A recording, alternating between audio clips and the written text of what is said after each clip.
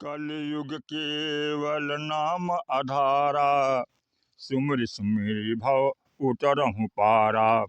गोस्वामी तुलसीदास जी राम नाम की महिमा का इतना गान करते हैं और कलयुग के लोगों को राम नाम का आश्रय लेने के लिए कहते हैं।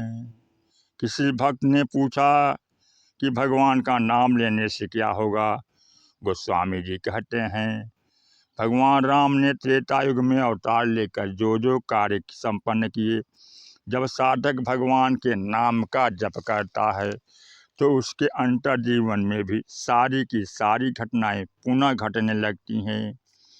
जिस प्रकार रावण के वध के पश्चात अंततः राम राज्य की स्थापना होती है, उसी प्रकार साधक के जीवन में भी मोह का नाश होने के पश्चात आनंद सागर की वृद्धि होती है। अंतःकरण में राम राज्य की स्थापना होती है। शिव धनुष अहंकार, शिव धनुष समष्टिगत चेतना का अहंकार है, वह कल्याणकारी अहंकार है।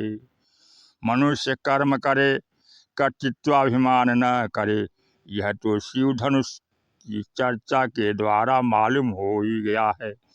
किंतु तारका के बारे में गोस्वामी जी कहते हैं, ऋषि हित राम सुकेतु सुता की, सहित से न सुत किन्हि विभा की। सहित दोष दुख दास दुरासा, दलै नाम जिमिर अभिनिसिनासा।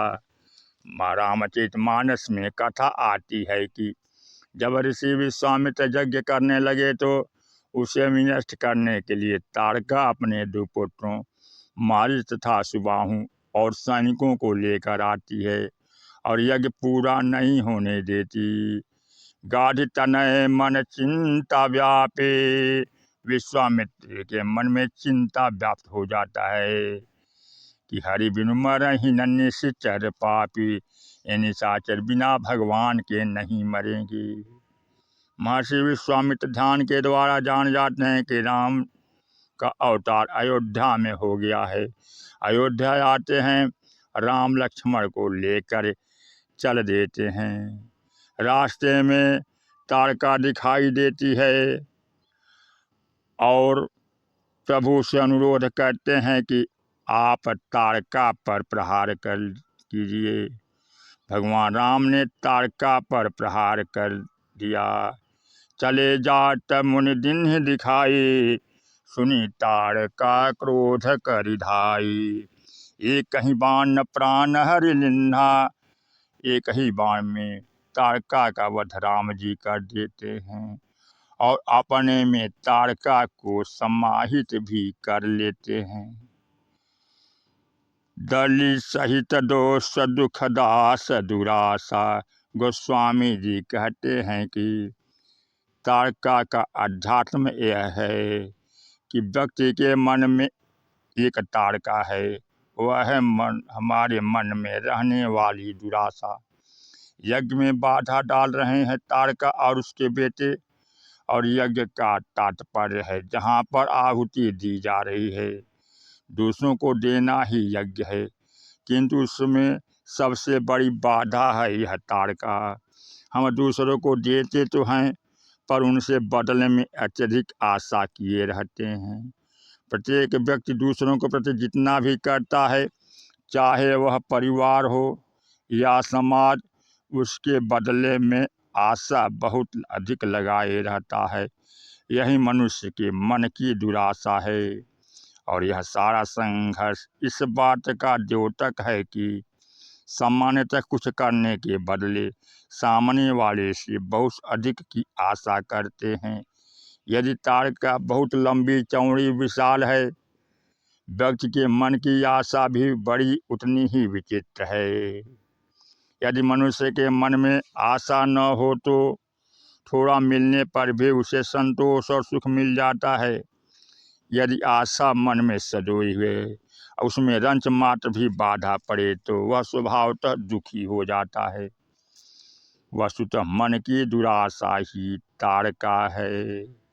तारका को एक ही बाण प्राण हरि लिन्हा, ताड़का का वध एक ही बार में कर लेते हैं। व्यक्ति के मन की ताड़का किस प्रकार मिटे, इसके लिए गोस्वामी जी दोहावली रामायण में एक बाण का ही वर्णन करते हैं। एक भरोसो एक बल, एक आस विश्वास, स्वाति सलिल रघुवंश मणि, चातक तुलसीदास।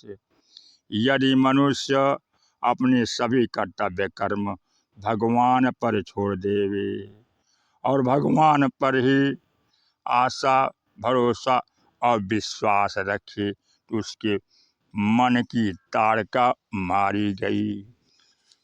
बुद्धि यजा समष्टिगत चेतना के बुद्धि ब्रह्मा हैं तो ब्रह्मा भी भ्रमित हो जाते हैं, तो व्यक्ति की बुद्धि भी कभी कभी भ्रमित हो जाती है। तो कह देते हैं कि इसकी बुद्धि पर तो पत्थर पड़ गया है। अहल्या भी भ्रम से इंद्र को पहचान नहीं पाती है और महर्षि गौतम के शाप से पत्थर बन जाती है। विनय पत्रिका में भगवान राम से कहते हैं गोस्वामी जी की यह पड़ी हुई है अहल्या, सहसशिला हूते जड़मति भई है, ताई कहो कौन गति पाह नहीं दई है। कि महाराज इस अहिल्या का उद्धार कीजिए। यह जड़मति बुद्धि है, बुद्धि से खूबसूरत कुछ नहीं है। भ्रमवश बुद्धि भी धोखा खा जाती है और जड़वत पत्थर जैसी बन जाती है। जब मनुष्य सांसारिक भोगों को ही सब कुछ जान जाता है, उसमें ही मन लगाता है, तो उसकी बुद्धि भी धोखा खा जाती है और जड़मती हो जाती है। ब्रह्मा तो विचार के देवता हैं, अहंकार से बुद्धि अजा,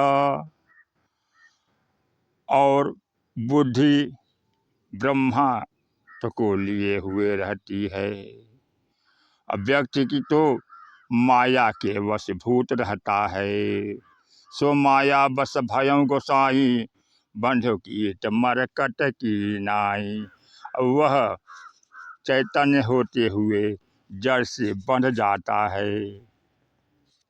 अहल्या महर्षि ने उत्तर दिया और राम जी से कहा कि अहल्या को मारना नहीं है, तारना है, क्योंकि अहल्या गौतम नारी श्राप बस, उपल देह धरि धीर, चरण कमल रज चाहती, कृपा करहूँ रघुबीर।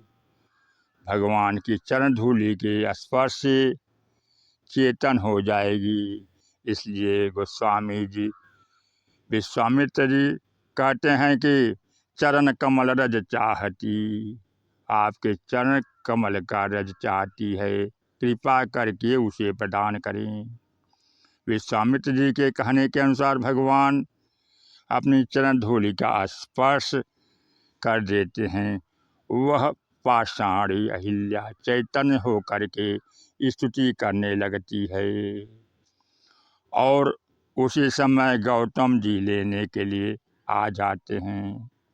अहिल्या ने तुरंत भगवान राम से कहा कि महाराज मैं यहाँ से एक वस्तु लेकर जाऊंगी, जा तो रही हूँ, किंतु मैं यह दावा कैसे कर सकती हूँ कि मुझे फिर धोखा नहीं होगा। क्या कोई बुद्धिमान यह दावा कर सकता है कि मेरी बुद्धि फिर धोखा नहीं खाएगी? बुद्धि को धोखा खाने का डर तो बना ही रहेगा।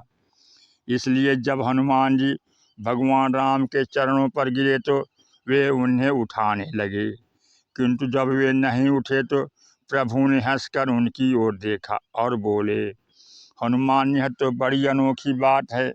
लोग जब गिर जाते हैं तो वे चाहते हैं कि कोई उठाए और सहारा पाकर उठकर खड़े हो जाते हैं, किंतु तुम हो कि मैं उठा रहा हूँ और तुम उठना ही नहीं चाहते। हनुमान जी बोले, महाराज मुझे यही तो डर है, क्योंकि लोग उठाने के बाद यह जरूर कह देते हैं कि आप देख कर नहीं चलते, जरा सावधानी से चला कीजिए।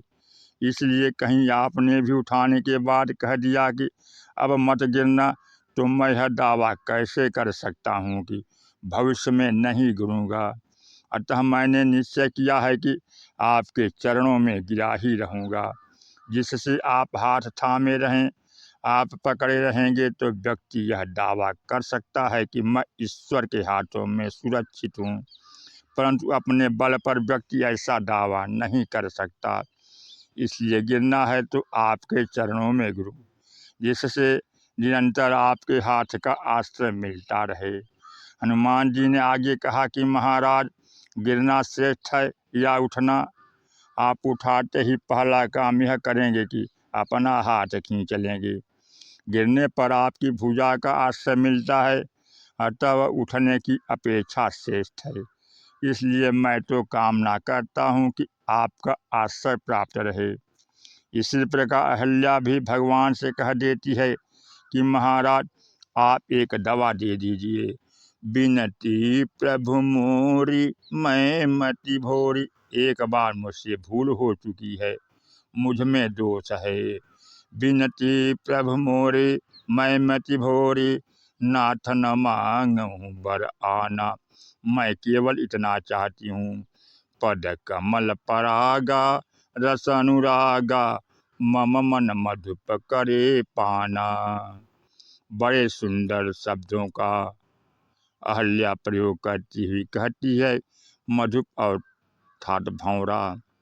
मान लीजिए बुद्धि के द्वारा हम मन को विषय की ओर जाने से रोके, किंतु भौरा अगर भूखा और प्यासा है तो वह रस लेने के लिए कहीं न कहीं जाएगा ही। परंतु यदि उसे कहीं ऐसा रस मिल जाए जिससे उसकी तृप्ति हो जाए तो वह अन्यत्र नहीं भटकेगा।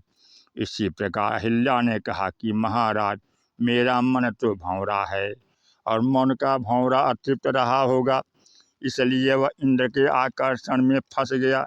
अतः जब तक मन के भौरे को तृप्ति के लिए रस नहीं मिलेगा, तब तक उसके भटकने की संभावना बनी ही रहेगी।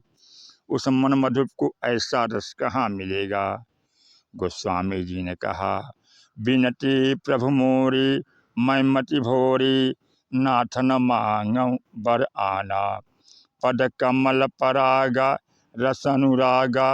मम मन मधुप करें पाना। मैं तो महर्षि गौतम के साथ जा रही हूँ, लेकिन मेरे मन का भौरा आपके चरण कमलों का रस पीता रहे। कहने का तात्पर्य है, बुद्धिमत्ता के साथ साथ जब हमारे जीवन में भक्ति का संचार हो जाता है तो हमारी बुद्धि चेतन हो जाती है एवं उसके गिरने और भटकने की संभावना नहीं रहती। इसलिए मन की दुराशा मिटे, उसके बाद बुद्धि की जड़ता दूर हो जाए। अहिल्या कथा का यही अध्यात्म है। सज्जनों, ऐसी कथा सुनने के लिए चैनल पर नए हैं तो चैनल को सब्सक्राइब करें, कथा वीडियो को लाइक करें। जय श्री राम कमेंट न करना न भूलें। शनै शनै आप सबको ऐसी कथा सुनाई जाएगी और नवरात्र के पश्चात लाइव कथा भी सुनने को मिलेगा। बोलिए सियावर रामचंद्र की जय, पवन सुत हनुमान की जय, उमापति महादेव की जय।